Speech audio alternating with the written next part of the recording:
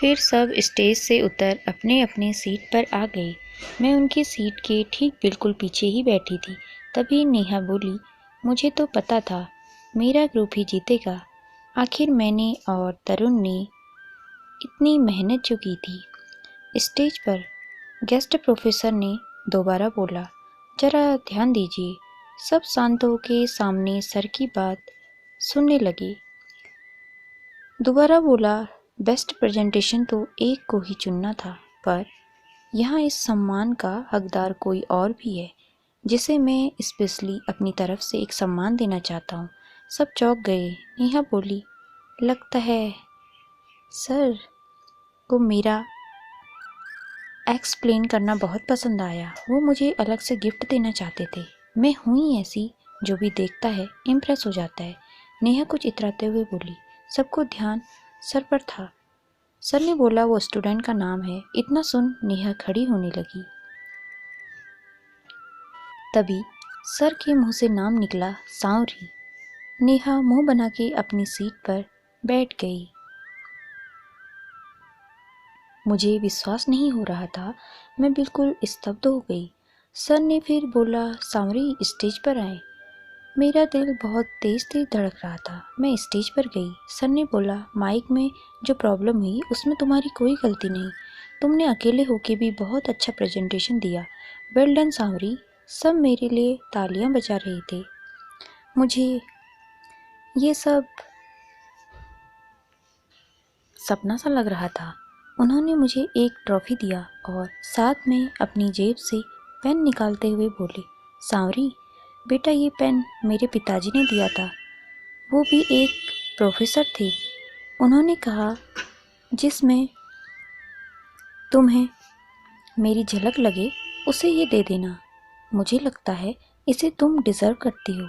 अच्छे से पढ़ना, घर वालों का नाम रोशन करना। पेन मुझे देते हुए बोले। मैंने उनका धन्यवाद करते हुए बोला, थैंक्स सर, हम इसे हमेशा अपने पास रखेंगे। ये हमारे लिए बहुत अनमोल है। इस तरह से प्रेजेंटेशन का कार्यक्रम पूरा हुआ।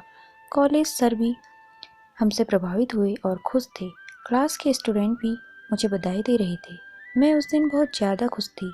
नेहा भी पास आई और बहुत रूखी आवाज़ में बधाई देते हुए मुझे मिला हुआ पेन देखने लगी और बोली, ऐसा पेन तो कोई भी शॉप पर मिल जाएगा, कोई बड़ी बात नहीं है। मुझे नेहा की बात और सोच पर इस बार गुस्सा नहीं, तरस आ रहा था। मैंने बस इतना बोला, पता है नेहा, तुम में और मुझ में क्या अंतर है। तुम किसी चीज़ की वैल्यू उसके रेट से लगाती हो और मैं उस सामान को देने वाले के भाव को देखती हूँ। रहने दो, तुम नहीं समझोगी। मैं जैसे ही वहाँ से जाने के लिए पीछे मुड़ी तो देखा तरुण खड़ा था। अपनी शरारत भरी मुस्कान के लिए मैंने अपना रास्ता बदलते हुए वहाँ से जाने लगी। वो फिर मेरे सामने आ गया और बोला, क्या बात है मिस अधियारा, तो तुम्हें भी ट्रॉफी मिल ही गई। मुझे तो लगा आज तुम्हारी प्रेजेंटेशन बेकार हो गई। अरे, जब वो माइक का तार कट गया था ना, माइक नहीं चल रहा था, तो मुझे लगा अब तो तुम कुछ नहीं कर पाओगी। मैं चौंक गई और उसकी बात बीच में ही काटते हुए बोली, एक मिनट, तुम्हें कैसे पता माइक का तार कट गया? सबको तो ये पता है माइक में कुछ प्रॉब्लम हो गई है। किसी को नहीं पता हुआ क्या था माइक में। तुम कैसे कह रहे हो कि तार कट गया था? तरुण के चेहरे का रंग उड़ गया। उसके मुंह से कोई जवाब नहीं निकल रहे थे। बस वो मैं यही सब बड़बड़ा रहा था। उसने दूसरी तरफ देखा और देखते हुए हाय बोलता हुआ निकल गया। मैं दोबारा हॉल में गई माइक का तार चेक करने। जब पूरा तार देखा तो वो एक जगह से कटा हुआ था। वो किसी तेज चाकू या प्लेट से कटा था। मैं समझ गई ये सब तरुण ने मेरी प्रेजेंटेशन ख़राब करने के लिए किया था। मुझे बहुत तेज गुस्सा आ रहा था। मैंने कभी नहीं सोचा था वो इस तरह हद पार कर जाएगा। मैं हॉल के बाहर आई और तरुण को खोजने लगी। वो एक जगह लड़कियों के ग्रुप में खड़ा था। मैं उसके पास गई। तरुण ने देखा और बोला, हाँ चश्मिश, बोलो। मैंने बोला मुझे तुमसे बात करनी है। वो बोला उफ, मैं किस किस से बात करूं, हर लड़की मुझसे ही बात करना चाहती है। इतना बोल वो लड़कियों के ग्रुप से बाहर आया और बोला हाँ बोलो, क्यों बुलाया है? प्रपोज मत करना, और भी बहुत है लाइन में। मैंने बोला हो गया तुम्हारा, ये बताओ माइक का तार तुमने काटा है ना? तरुण ये सुन कुछ देर चुप घूरता हुआ, फिर एकदम से बोला सॉरी सावरी, प्लीज किसी से मत बताना, नहीं तो मुझे कॉलेज से निकाल देंगी। मैं तुम्हारे हाथ जोड़ता हूँ। मुझे कुछ समझ ही नहीं आ रहा था, आखिर ये कर क्या रहा है, इसकी अकड़ कहाँ गई। तभी वो शांत हो गया और जोर जोर से हंसने लगा। मैं कुछ समझती वो बोल पड़ा, तुम्हें क्या लगता है अगर तुम मेरी चोरी पकड़ लोगी तो मैं ऐसे तुमसे रहम की भीख मांगूंगा? कभी नहीं। हाँ मैंने ही तुम्हारा माइक का तार काटा था, तो तुम क्या कर लोगी? तुम्हारे पास कोई सबूत नहीं, तुम मेरा कुछ नहीं बिगाड़ सकती। मैं बोली पर क्यों किया, मेरी गलती क्या थी? तरुण शरारत भरी मुस्कान से बोला क्योंकि तुम्हारी वजह से भैया से मुझे डांट पड़ी और मुझे खुद को बहुत मज़ा आता है तुम्हें परेशान करने में। मैं बोली तुम पागल हो, तुम्हें हर समय मजाक ही करना होता है, कभी सीरियस नहीं हो सकते। तुम्हारी वजह से आज मेरी प्रेजेंटेशन खराब हो जाती, गेस्ट प्रोफेसर के सामने कॉलेज का नाम खराब हो सकता था। तरुण बोला मुझे कोई भी फर्क नहीं पड़ता, मेरी जो मर्जी हो मैं वो करता हूँ। और हाँ भैया से शिकायत की तो सोच लेना, पहले कि शिकायत पर ये किया और अब दोबारा करी तो सोच भी नहीं सकती मैं क्या करूँगा। तरुण धमकी दे रहा था। कॉलेज से घर पहुंची तो सबसे पहले दीदी को बताया सब, पर तरुण की शरारत के बारे में नहीं बताया। दीदी और माँ मेरे सम्मान से बहुत खुश थी।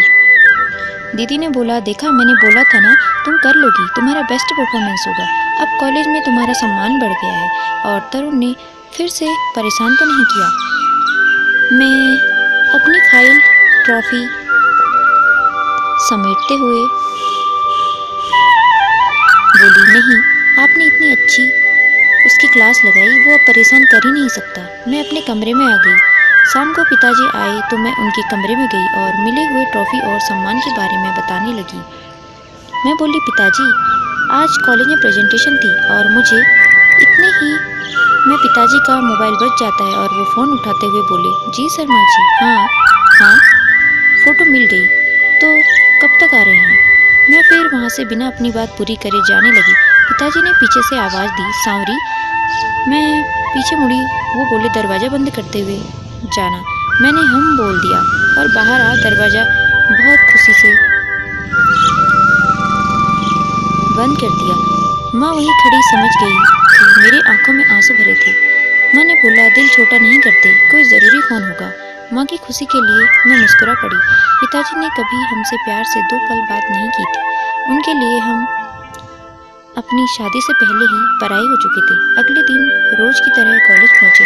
मैं रोज की तरह क्लास की ओर जा रही थी, तब मेरे ही क्लास की काजल आरजू मेरे पास आई और बातें करने लगी। क्लास में हम साथ में ही पढ़ते थे, पर पहले कभी उन्होंने मेरे से बात नहीं की। पर अब क्लास के स्टूडेंट्स का व्यवहार मेरे प्रति बदल रहा था, जिसे मैं बहुत खुश थी। बस मेरी खुशी पर एक ही ग्रहण था, तरुण। मुझे पता था इस समय भी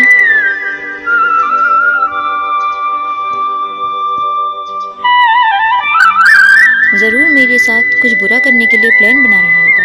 क्लास शुरू हुई। मैं जहाँ पहले अकेले बैठती, अब मेरे पास क्लास में आरजू काजल सब साथ में बैठी थी। और प्रोफेसर सर क्लास में आई। उन्होंने बताया 15 दिन बाद अध्यापक दिवस आने वाला है, सभी विभाग वालों का अलग अलग प्रोग्राम होगा। आप लोग भी अपने सीनियर के साथ मिलकर अपने विभाग का सबसे अच्छा प्रदर्शन देना। सांवरी तुम भी जैसे पहले कॉलेज का सम्मान बढ़ाया है, वैसे ही अपने विभाग का भी ध्यान रखना। मेरे बिना कुछ सोचे हाँ मैं सर हिला दिया।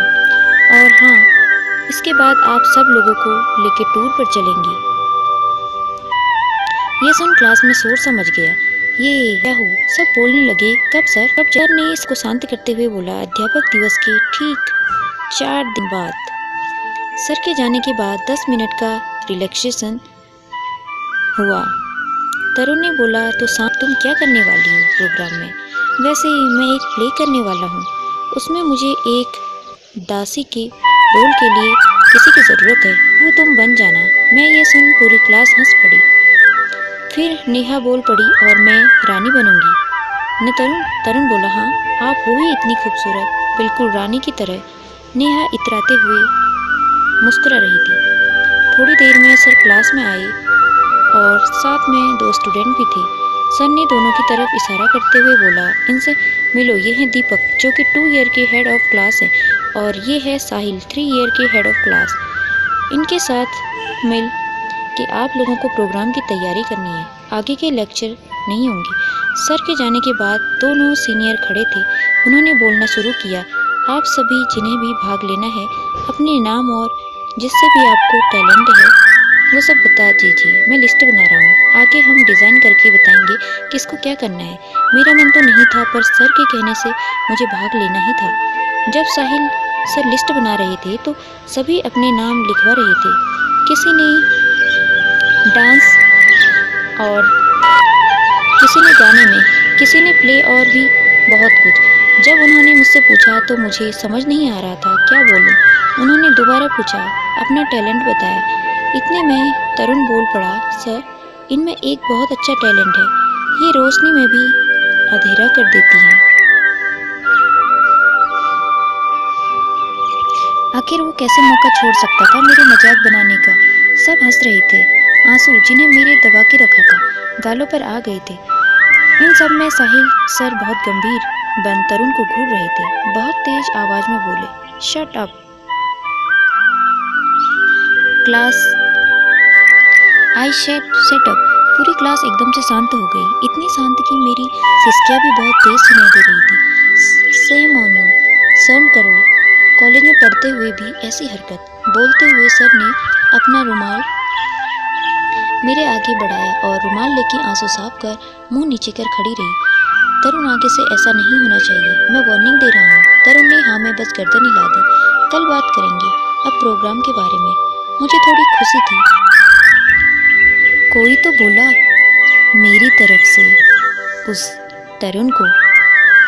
कॉलेज ऑफ होने पर मैं घर पहुंची तो देखा सोफे पर कुछ मेहमान बैठे हैं। माँ ने मुझे देख मेरी तरफ इशारा करते हुए बोली, ये मेरी छोटी बेटी है सांवरी।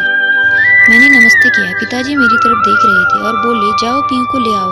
मुझे कुछ समझ नहीं आ रहा था। मैं कमरे में गई तो देखा दीदी साड़ी पहनकर तैयार बैठी।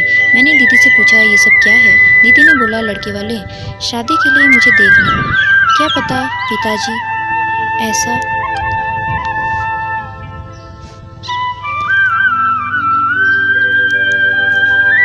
क्यों कर रहे हैं। दीदी बहुत उदास थी। पिताजी ने आवाज लगाई, सांवरी पीहू को जल्दी ले आओ। मैं दीदी को बाहर ले आई। लड़के की माँ ने दीदी को अपने पास बिठा लिया। वो बोली, आपकी छोटी बेटी को देख मैंने सोचा बड़ी भी ऐसे ही दिखने में होगी, सांवली रंग की, पर ये तो बिल्कुल चाँद का टुकड़ा है। हमारी तरफ से तो रिश्ता पक्का है। जैसे ही इनके फाइनल एग्जाम्स खत्म होंगे फिर दोनों की शादी कर देंगे। हमें इतनी सुंदर बहू नहीं मिलेगी। अभी कोई शुभ मुहूर्त देख मंगनी कर देते हैं। तब माँ ने बोला, जी आपका बेटा भी एक बार मिल लेता तो सही होता। उस समय बस उनके पिताजी और उनके बड़े भाई और माँ आए थे। उन्होंने बोला, जी क्यों नहीं, जल्दी ही मिलवा देंगे।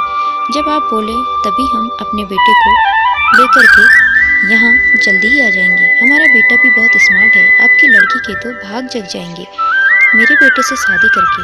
पिताजी ने बड़ी खुशियाँ हाँ हाँ कर रहे थे। माँ से बोला, सबका मुंह मीठा कर दो। दोस्तों आगे पार्ट जानने के लिए हमसे जुड़े रहिए। धन्यवाद।